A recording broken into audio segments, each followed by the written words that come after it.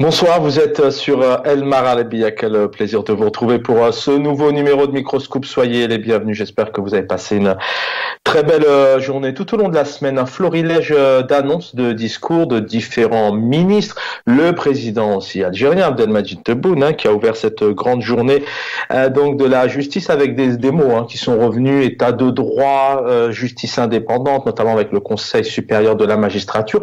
Des ministres aussi qui ont suivi derrière. On en a longuement parlé cette semaine, une Algérie certainement d'un autre monde, avec un ministre de la Justice, un ministre de la Communication qui reviennent notamment sur la situation des médias et la situation donc des droits de l'homme en Algérie, avec un pays vraiment qui est au cœur des droits de l'homme et des libertés respectées en Algérie, jusqu'à ce que notamment le ministre se permet aussi de féliciter le travail de ses homologues africains. Tout ceci dans un contexte particulier. On sait aujourd'hui combien ils sont plusieurs.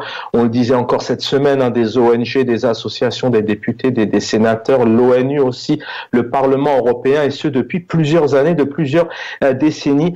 Donc la liberté d'expression, la démocratie est bien évidemment dénoncée en Algérie, mais c'est un pouvoir qui ne se remet jamais en question, hélas, et où il n'y a pas d'opposition, puisqu'encore une fois cette semaine, malgré toutes ces annonces, nous n'avons eu aucun contre-débat, aucune opposition en Algérie, ou des émissions de télé où on pourrait dire, pas normal, le ministre de la Justice qui annonce un état de droit ou des droits de l'homme. On pourrait avoir cette opposition, et malheureusement en Algérie, elle n'y est pas. En tout cas, les discours après cette semaine, ça continue. On évoquait encore notamment Al-Djich hier, qui parlait de cette voie que mène le pouvoir, celle du chemin des aînés, notamment depuis la guerre qui a libéré l'Algérie de cette colonisation. On s'est rendu compte encore hier avec nos invités que malheureusement le pays est loin d'être libéré, et pour certains d'ailleurs le pouvoir a plutôt justement dénigré justement le travail qui a été mis en place, qui a été fait à l'époque, notamment cet état civil et non militaire. En tout cas, ce soir, on va revenir sur cette douloureuse réalité du quotidien algérien en termes de pouvoir d'achat, parce que dans le même temps où il y a des pénuries notamment de légumineuses comme les lentilles ou encore les pois chiches, qui souvent sont malheureusement importés et à des tarifs exorbitants, eh bien la situation économique en Algérie donc qui revient. Le ministre des Finances parle de l'amélioration de ce qu'il appelle les indicateurs macroéconomiques et budgétaires, des indicateurs qui prétendent montrer apparemment une croissance continue soutenue par l'activité dans les secteurs notamment hors hydrocarbures. Vous le savez que l'Algérie a la chance d'avoir cette richesse naturelle, mais rien en Algérie malheureusement est exporté. Un pays aussi riche qui pourrait exporter plusieurs produits. Aziz Fayed donc a confirmé que le contexte général du pays indique le retour de la stabilité de la situation économique. Selon le ministre, cela est dû aux mesures des pouvoirs publics conformément à celles du président en place depuis maintenant un peu plus de 4 ans.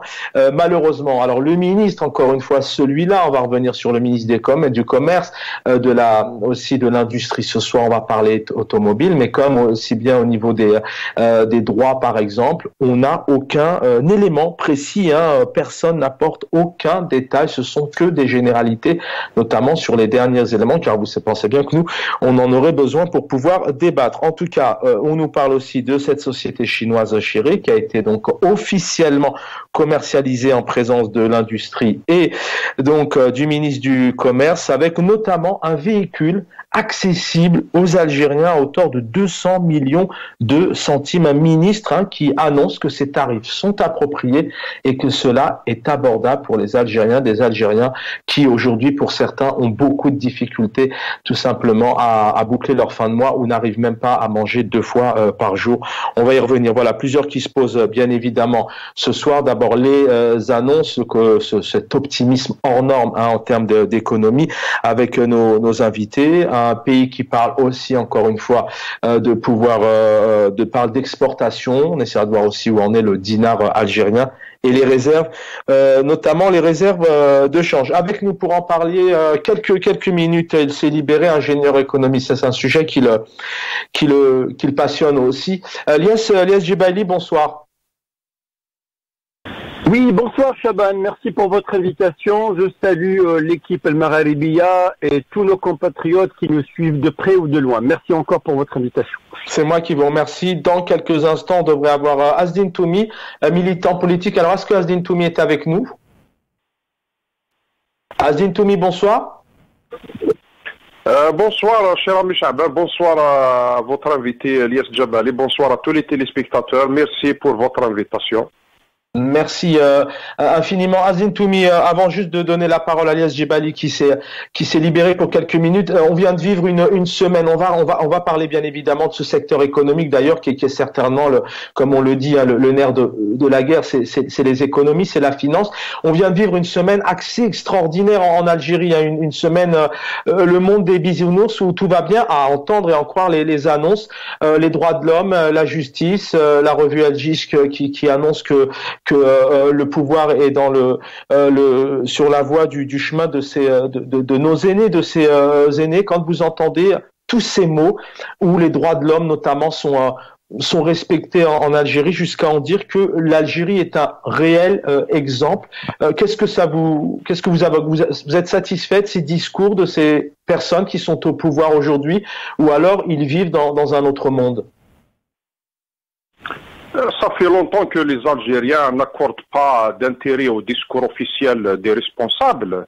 Pas uniquement moi, mais beaucoup d'Algériens qui ne donnent plus aucun crédit à tous ces responsables disent à longueur de journée sur des médias que nous connaissons comment ils fonctionnent. Après, moi, je regarde ce qu'il y a sur le terrain, qu'on voyait le nombre de jeunes ou de prisonniers d'opinion et politique en Algérie, quand vous voyez le nombre de poursuites judiciaires, combien de militants ont des dossiers dans les tribunaux et les cours à cause de leurs opinions, à cause d'un post Facebook, etc. Et quand vous regardez les conditions dont évolue et exerce la politique, quand il y a un peu d'espace vraiment du minimum aux partis politiques, quand vous voyez la loi sur les syndicats, etc.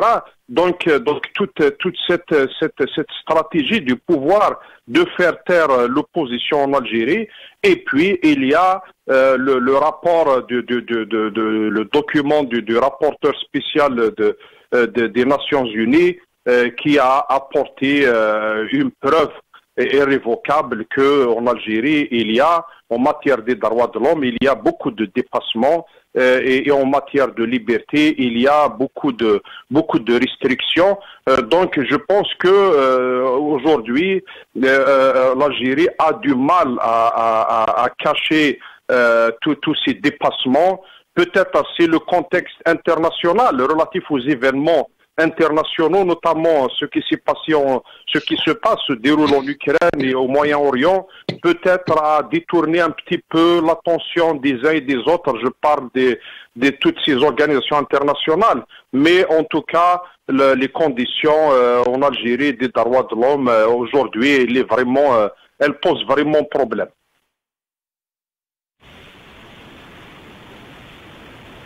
Merci Asdine Toumi. Je reviens à vous dans un instant. Elias Djebali, on vous a entendu notamment en fin de semaine dernière sur la situation des droits. On vous entend régulièrement. Peut-être un secteur aussi qui vous intéresse énormément après cette semaine. Je le disais assez miraculeuse de certaines performances annoncées par le pouvoir algérien, un pouvoir aussi qui tout de même accumule certains échecs, certains revers successifs, parce que le quotidien des Algériens le prouve. On en voit des images difficiles, notamment de récupérer parfois une pochette de lait. L'eau du robinet n'existe pas en Algérie. Il y a un réel business des citernes. Mais nous avons ici, voilà, les feux sont au vert sur le ministre de l'économie, de l'industrie, du commerce, et notamment avec ces véhicules. Voilà, les Algériens pourront s'acquérir des véhicules neufs d'ici quelques temps. Qu'est-ce que ça vous évoque tout ça? C'est l'arbre qui cache la forêt. C'est votre analyse? En fait, Chaban, moi je voulais revenir sur la notion de l'échec. L'échec, on peut avoir des échecs dans la vie. Une société, une entreprise peut éventuellement faire des échecs, avoir des échecs parce qu'il y a un plan d'organisation qui a été mal ficelé, parce qu'il y a une vision qui a été biaisée, qui a été écornée. Mais quand il y a un échec et vous accumulez en plus l'incohérence, et c'est là où ça devient très inquiétant. Moi, j'ai été invité par vos soins, par le Mararibia, je me rappelle l'année dernière, sur la loi le budget de l'Algérie de 2023. C'était 94 milliards de dollars. Monsieur Toum, il est là, il peut vérifier la véracité des informations. C'était 94 milliards. Et à cette époque-là, il y a un an de cela, nous avons dit que c'était le plus grand budget depuis l'indépendance, c'est-à-dire depuis 1962. Et on s'est posé la question, comment peut-on faire ce genre de budget? Forcément, c'est sur quoi? Qu'est-ce qu'on a pour faire ce genre de budget?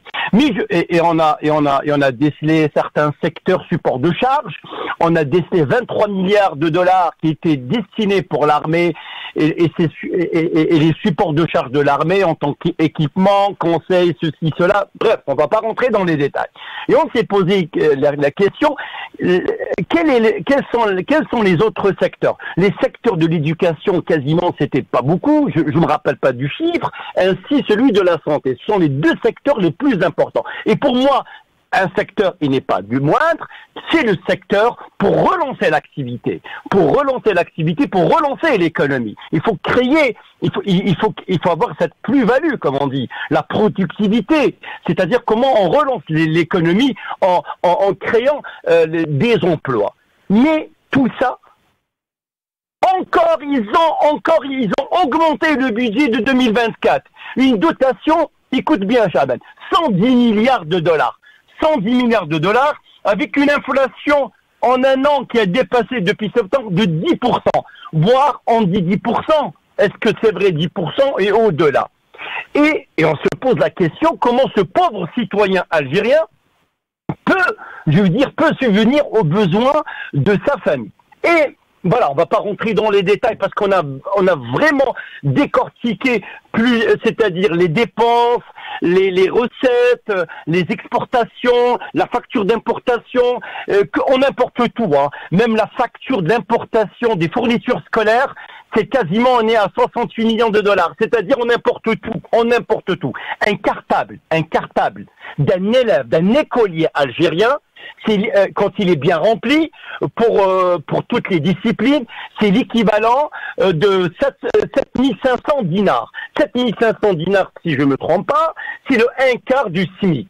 Et maintenant, monsieur le ministre, il nous annonce des annonces comme ça à dormir debout, qu'une société, une marque chinoise, une société chinoise exportatrice de voitures, qui va exporter en Algérie une voiture qui répond au nom de Chery. 7 marques différentes, mais quand vous analysez les choses, sachant, je dis que le partenaire de cette société Chery chinoise est un fonds d'investissement de l'État d'Israël. Il faut le dire. Voilà, le fonds d'investissement, c'est émanant de l'État d'Israël. Est-ce que c'est des entreprises, des entités privées ou une entité publique? À ma connaissance, dans des États pareils, c'est des entités privées. Donc, quand même, État d'Israël. Voilà, c'est juste pour la connaissance. On va pas polémiquer ceci, cela. Moi, je veux un petit peu vraiment aller au bout du problème. Oui, surtout que voilà, je vous laisse terminer. Je vous laisse continuer parce qu'on va devoir vous libérer avant de s'entretenir avec Asdin Toumi. Mais on a quand même encore une fois ici, dans une Algérie particulière, 58 wilayas, il y a tout un pays qui est en difficulté. On le sait, c'est une réalité aujourd'hui, mais on a peut-être une vie dans un autre monde où on a un ministre qui dit que le prix est approprié, que le citoyen algérien pourra s'acheter cette voiture. Asdin Toumi en dira 2 mots dans quelques instants. Un véhicule qui est l'équivalent de 200 millions de centimes, un peu plus de, en gros, 10 000 euros. Quand vous voyez, vous êtes Algériens, vous avez ces annonces-là. Comment peuvent réagir les Algériens devant leur poste de télévision? Elias Jebali. Oui, tout à fait. Une voiture qui coûte 200 millions de centimes, c'est l'équivalent de 100 fois le SMIC algérien. Et cette société chinoise qui la propose aussi pour le Maroc, parce que les Chinois, ils sont pas dans les sentiments, ils font du business, comme disent, c'est-à-dire le business. De business is casual, c'est-à-dire ils cherchent que du business. Ils la vendent pour un pays voisin, en l'occurrence le Maroc, à 150 000 dirhams, l'équivalent de 48 fois le SMIC. C'est-à-dire, on vous vend la voiture 200 millions de centimes, 100 fois le SMIC pour l'Algérien, et pour le Marocain, c'est 150 000 dirhams, l'équivalent de 48 fois le SMIC. C'est-à-dire, il faut 100 fois le SMIC pour qu'un citoyen algérien puisse acheter ce véhicule. Et pour le Marocain, 48 fois le SMIC. C'est d'une incohérence totale. Comment peut-on acheter une voiture 100 fois le SMIC alors que les produits alimentaires de base, l'Algérien a du mal à les trouver. C'est-à-dire, on relance quoi? On relance les spéculateurs, on relance,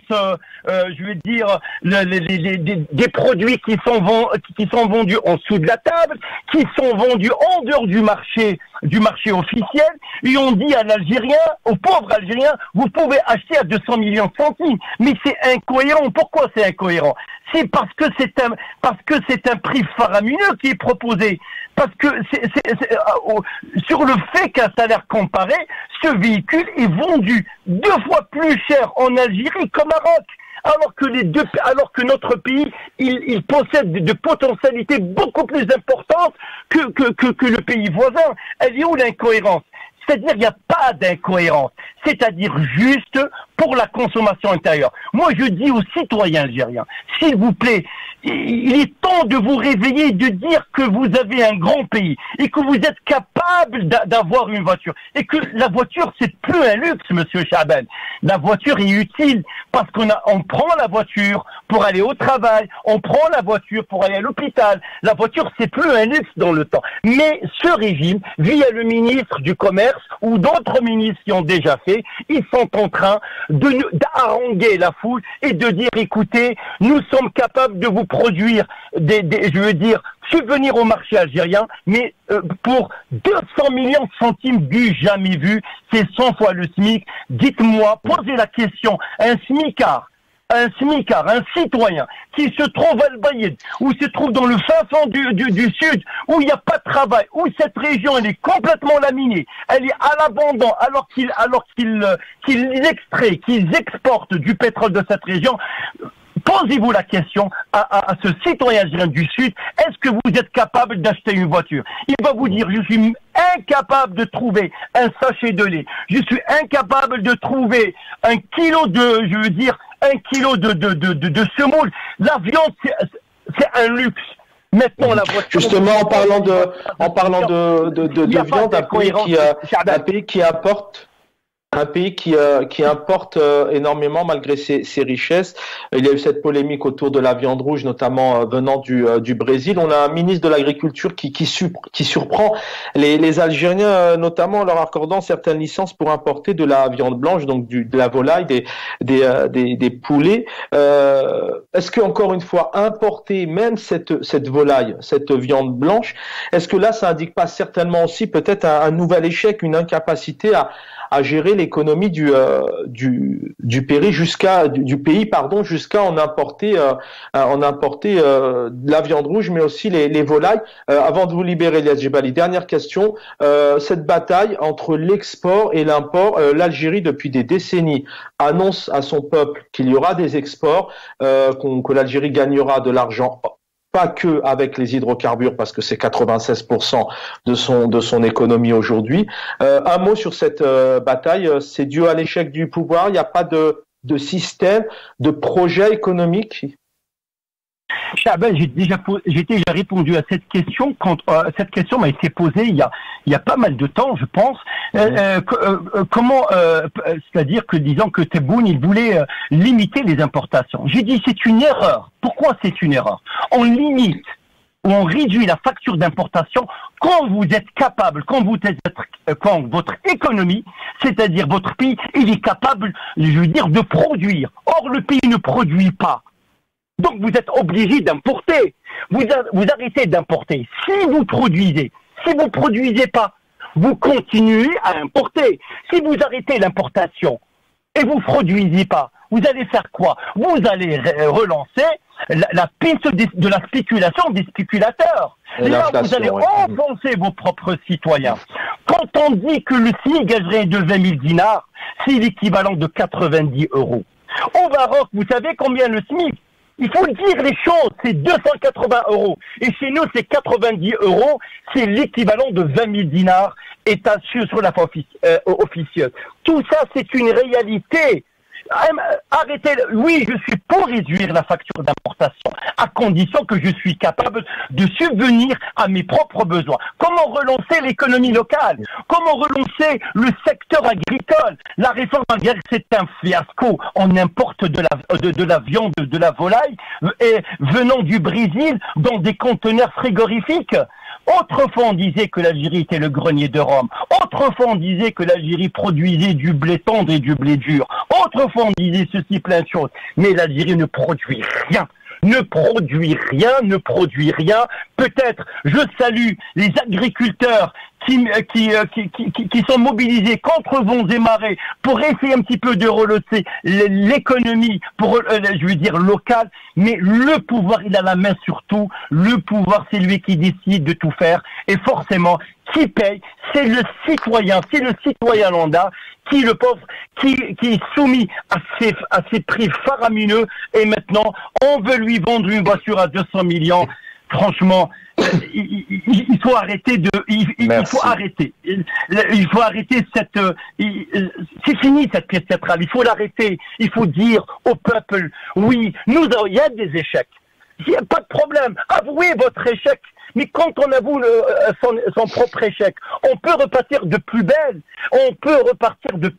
Et l'économie, c'est un acte politique. Et comme il n'y a pas de politique en Algérie, comme il y a une instabilité politique, forcément, tout est lié, tout est enchevêtré. Et ce régime ne propose aucune solution, aucune alternative, sauf faire soumettre le peuple à son dictat. Merci. Voilà. Merci Ilias Djebali, je sais que vous êtes attendu pour une conférence. Merci pour ces quelques nous avoir éclairé les téléspectateurs. Asdine Toumi, il y a des mots qui sont revenus de la part notamment de plusieurs analystes, plusieurs observateurs, de la part aussi de Ilias Djebali, peut-être avec un manque de politique en termes d'économie, d'où la situation économique. Mais d'abord en quelques mots, la situation, parce que vous êtes au pays, merci d'abord d'être présent, parce que c'est pas facile, encore une fois, on le dit, de s'exprimer et de vous avoir. En quelques mots, on a un ministre, voilà, pour être clair, ça va, tout va bien, l'expansion économique 2023-2024, c'est, M. Tebboune avait employé un mot d'ailleurs qui me sort un peu de l'esprit, mais c'est le décollage économique. On en est où économiquement aujourd'hui en Algérie, la vie des Algériens? Je pense, au fur et à mesure qu'on s'approche de 2024, le pouvoir a toute l'incapacité du monde à présenter un quelconque bilan positif. Moi, je pense qu'il avait misé beaucoup sur l'intégration de l'Algérie du BRICS.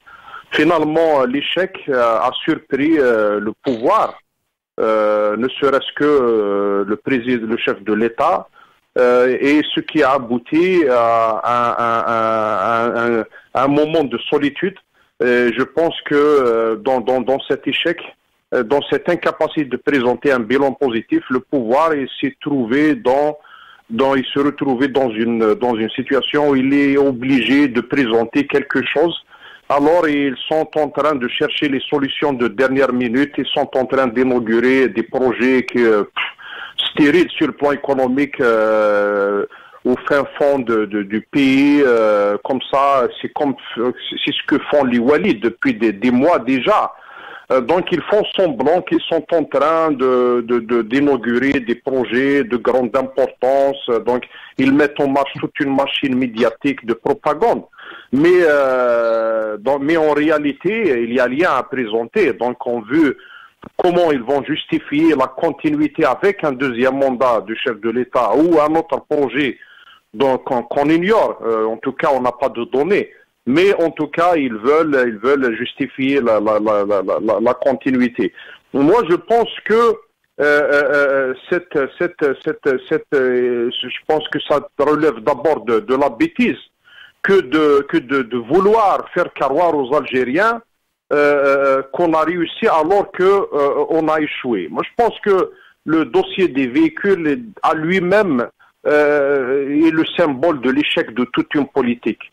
Cette histoire d'arrêter les importations, limiter les importations, le pouvoir avait fait croire aux Algériens que limiter les importations répondait à un impératif stratégique économique pour pouvoir redémarrer l'économie nationale ou démarrer l'économie nationale et aider la production nationale. Prenons l'exemple de la viande.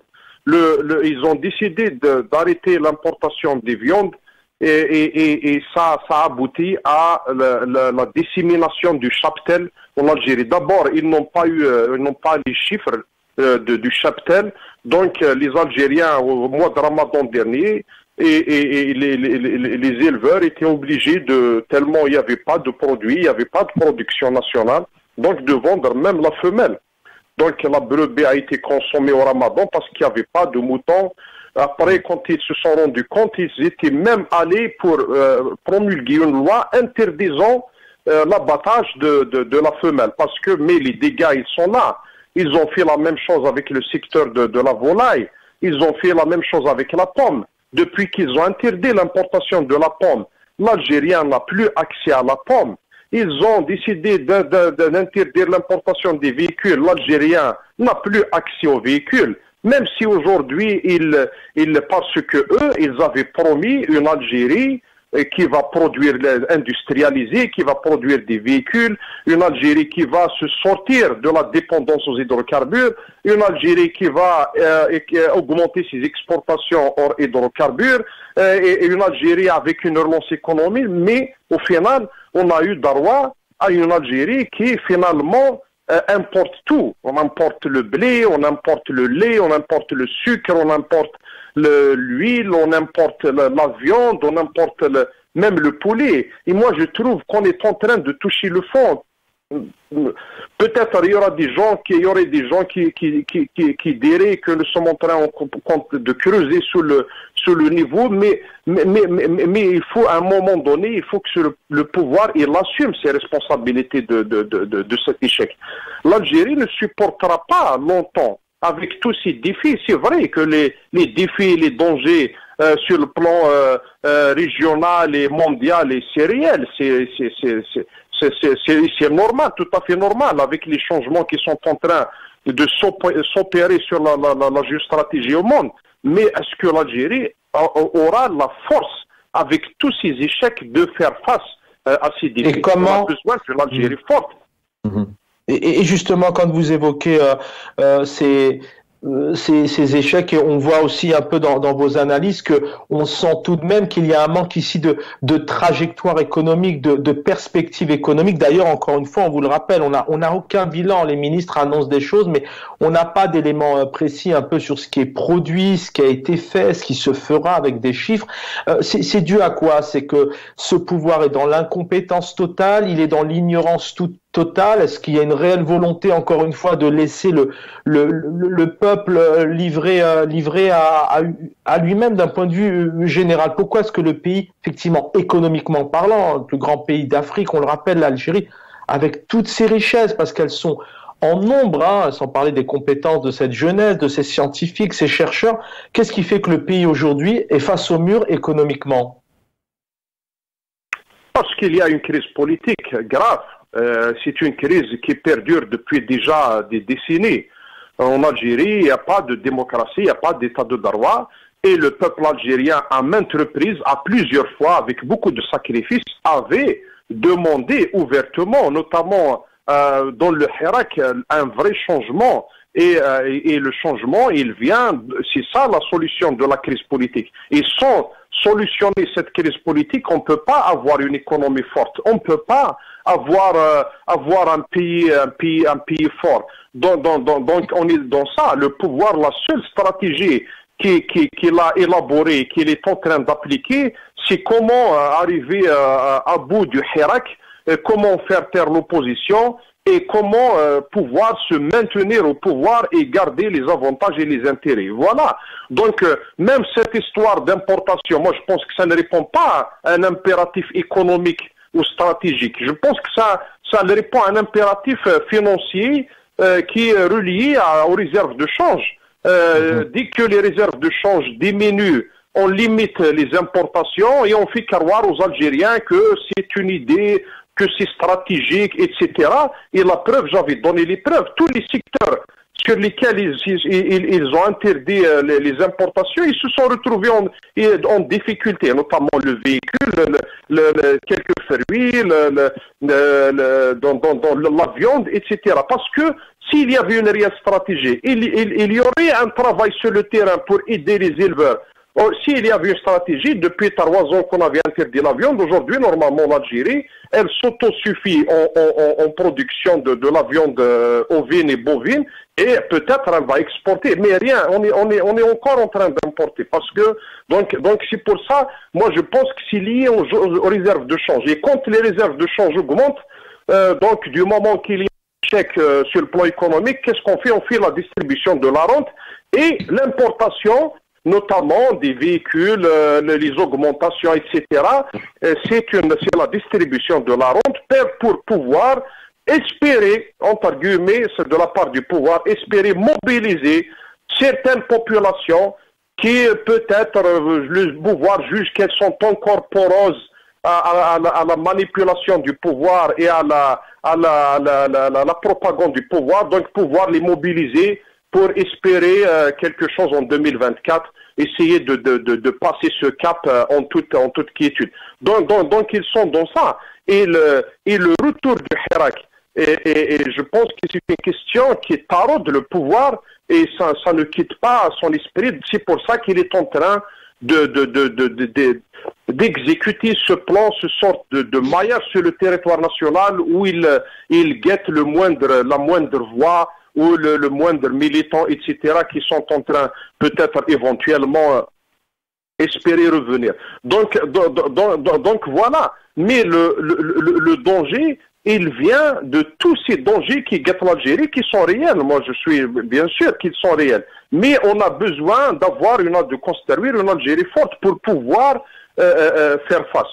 Et je pense que l'erreur stratégique et l'erreur politique du pouvoir, c'est de croire qu'il peut encore s'imposer par la manipulation, qu'il peut encore s'imposer par la force et qu'il peut encore s'imposer par le mensonge. L'Algérien aujourd'hui n'est plus perméable à cette propagande ou à tous ces discours et ces slogans que le pouvoir utilise. L'Algérien aujourd'hui, il croit à ce qu'il vit, à son quotidien. Quand vous voyez comment l'Algérien il est en train de vivre un quotidien compliqué à tous les niveaux, et puis le pouvoir d'achat qui atteint des niveaux exceptionnellement bas, qu'est-ce qu'apportera le discours d'un responsable qui essaye de faire imaginer aux Algériens qu'ils sont en train de vivre dans un pays développé? Nous sommes dans un pays sous-développé. Nous sommes en train, on compte bien au contraire, au lieu de se sortir de ce sous-développement, nous sommes en train de s'enfoncer. Pourquoi? Parce qu'on ne peut pas construire quelque chose sur le mensonge. Et il faut tout construire à zéro. Et on voit le secteur de l'agriculture, il est en souffrance. Le secteur de l'industrie, il est en souffrance. Dans le volet social, les syndicats, etc. C'est l'enseignant avec le pouvoir d'achat, etc. C'est en souffrance. Et il y a les questions des libertés, des droits de l'homme. Et je pense que tous les Algériens, de près ou de loin, sont touchés quelque part par toutes ces crises. Il n'y a pas un Algérien qui a été épargné, sauf cette classe privilégiée. Je ne parle pas de classe en termes de classe sociale, mais ces gens qui sont dans les sphères du pouvoir, qui sont là, qui ont des intérêts, qui ont des envies, c'est eux. Justement, c'est la question un peu que j'allais vous poser. Comme je voudrais qu'on reste un peu là-dessus parce que vous faites une analyse d'ailleurs pertinente de la situation au pays. D'abord, vous y vivez, donc c'est des choses que vous vivez au quotidien. Je ne sais pas si vraiment demain, lorsque vous allez rencontrer votre voisin, sa priorité c'est d'avoir un véhicule neuf. Mais pour essayer un peu de comprendre, c'est vrai que le pouvoir est face à ce qu'il fait. Enfin, en tout cas, il est libre. Il n'y a pas d'opposition en Algérie puisqu'on n'arrive pas à avoir de retour, d'éléments, d'analyse, de critiques dans les médias, dans les débats, dans les papiers, dans la presse écrite. On a aucun élément là-dessus. Voilà. Là, on vient de voir ces quelques images à l'écran de cette inauguration de ce véhicule. Pour voir toutes ces inaugurations, ces annonces, ces éléments, c'est aussi, est-ce que c'est aussi un peu une forme de manipulation? C'est peut-être aussi pour diriger un peu les Algériens vers un monde qui n'existe pas. Et peut-être deuxième question, en quoi le pouvoir a des choses à gagner en restant enfermé dans ce monde un peu, j'ai envie de dire utopique, un peu un monde des bisounours qui apparemment, enfin d'après tout ce que nous disent tous nos invités quasiment, ne ressemble pas au quotidien des Algériens. Oui, c'est un pouvoir qui est démuni et qui n'a pas de solution. C'est un pouvoir qui est complètement dépassé par les événements. C'est un pouvoir qui est incapable de gérer l'Algérie tout court, incapable de trouver les solutions. Donc il est dans les solutions de dernière minute, dans le bricolage, dans le mensonge, dans la propagande. Et il est là.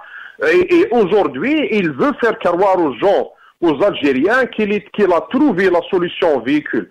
Mais ils ont promis une Algérie qui va produire des véhicules. Et aujourd'hui, il a même du mal à importer les véhicules. Donc, faire la promotion d'un véhicule importé comme ça, avec des responsables, des caméras, moi je trouve ça, c'est dégradant pour l'image de l'Algérie. L'Algérie mérite plus que ça. Qui va prendre la responsabilité de cet échec? Certainement, c'est pas le peuple. Certainement, c'est pas le Hirak. Certainement, c'est pas les opposants. Le pouvoir, c'est lui qui a le pouvoir dans le pays. C'est ce régime qui doit assumer ses responsabilités.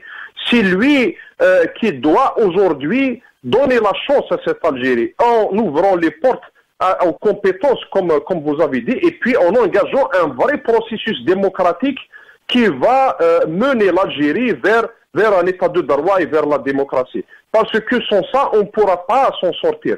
Donc aujourd'hui, trouver la solution, moi c'est ce que j'avais dit, échouer et faire croire aux Algériens qu'on a réussi, moi ça relève de la bêtise et au-delà de l'erreur stratégique. Mais est-ce que ça relève pas du mépris aussi? On sait très bien qu'en voyant ces images, on connaît un peu la situation. Même quand on n'y vit pas, on connaît la situation de certains pays.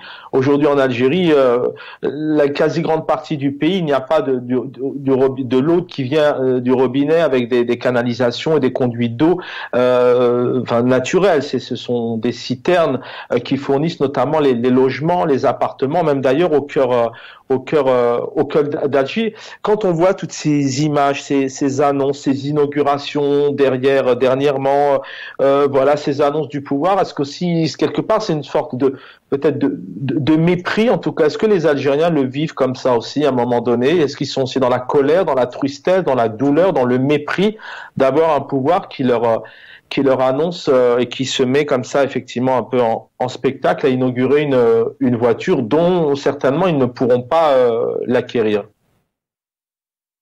En tout cas, il devrait apprendre de ce qui s'est passé avec Bouteflika, le mépris qu'avait l'entourage de Bouteflika à vouloir gouverner avec un cadre.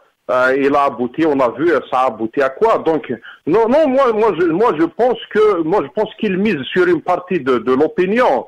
Il y aurait toujours des gens qui croient à tous ces... Et puis, quand vous voyez un chef de l'État qui se déplace à plusieurs kilomètres avec toute la délégation, les moyens qui ont été mis en place, sécuritaires, etc., pour inaugurer une ligne de chemin de fer de 80-100 km, je ne sais pas, à peu près, plus ou moins. Or que dans d'autres pays, même le TGV a des milliers de kilomètres, peut-être le chef de l'État ne se déplace pas, il suffit d'un ministre. Donc vous voyez Vous voyez, donc il est dans l'obligation de donner quelque chose. Il faut donner quelque chose. Il faut inaugurer. Même inaugurer, je sais pas, des projets et puis la majorité des projets, c'est des projets qui datent de l'époque de Bouteflika. Ce n'est même pas les projets de cette équipe-là. Donc on est dans ça, on est dans la précipitation. Moi, je pense peut-être que beaucoup d'amis et de camarades ne donnent pas plus d'importance que ça à l'échec du BRICS. Moi, je pense que cet échec a fortement perturbé. Il y a l'avant, il y a l'après. Moi, je parle de ceux qui sont au pouvoir aujourd'hui. Moi, je pense qu'il y a l'avant et l'après échec BRICS parce qu'ils ont misé sur ça. Après, comment ça s'est passé, l'échec, qui est responsable, comment? Mais en tout cas, pour moi, c'est un échec, c'est pas un échec économique, c'est un échec politique, diplomatique. L'Algérie avait misé sur ses amis, entre guillemets, la Chine et la Russie. Ils avaient espéré que ces deux pays-là les auraient imposés dans cette organisation. Finalement, ça n'a pas abouti. Donc même le discours est allé dans une direction, puis a fait une autre direction. Donc après, ils se sont retrouvés en difficulté. Donc c'est un moment de solitude. Mais comment on va faire? Qu'est-ce qu'on va présenter au peuple? Et quand on va se présenter pour continuer la continuité en 2024, il faut donner un bilan. Et quel bilan?